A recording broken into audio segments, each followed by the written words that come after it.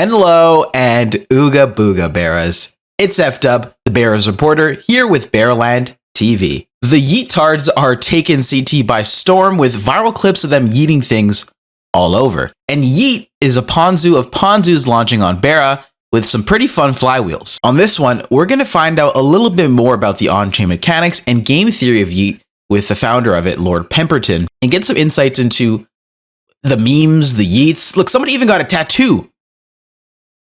Someone got a tattoo at Denver. Also, we're going to learn a little bit more about their upcoming mint later this month. With that being said, Bears, we hope you enjoy this episode, and be sure to check out our website for Beraland over at beraland.xyz and our latest news section. Thanks for watching, guys, and we'll see you in the next one. Hello, my name is Lord Pemberton Swigglewop, the chief Yeetard and head of propaganda. So there are dominant and reactive strategies. An example of when a dominant strategy plays out is where someone just keeps yeeting to try and be the last person to make a yeet and win the whole prize pool.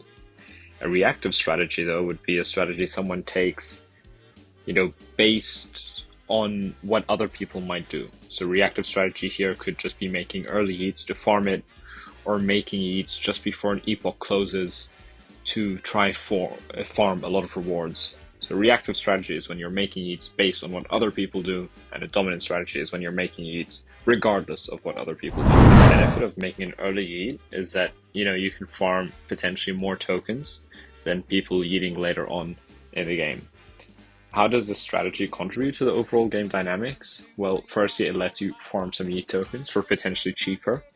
And also, when enough people try to do this and pull off this strategy, then there is eventually enough BERA in the pool that people want to come and play the game naturally to try win the prize pool. I have a background in mechanism design and crypto and designing tokenomics and DeFi protocols, and it's always fascinated me how, in some of these economic games, there's no dominant strategy, and I wanted to create a protocol where this was just put at the forefront, and that's how Yeet was born.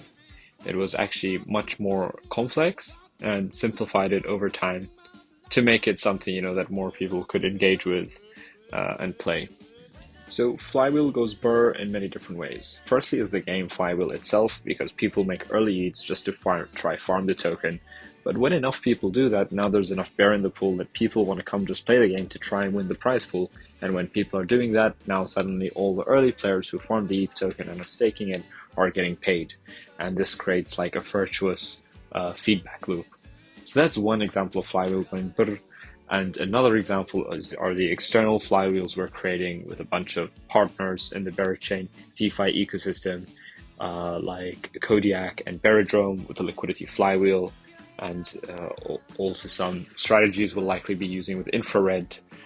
So many flywheels, and they're all going BER. So the staking of Yeet is quite straightforward. You just stake your Yeet and you start earning rewards paid in BERA. The BERA rewards, as we know, are coming from people who are making these yeets. It's distributed pro rata, just like many other staking systems.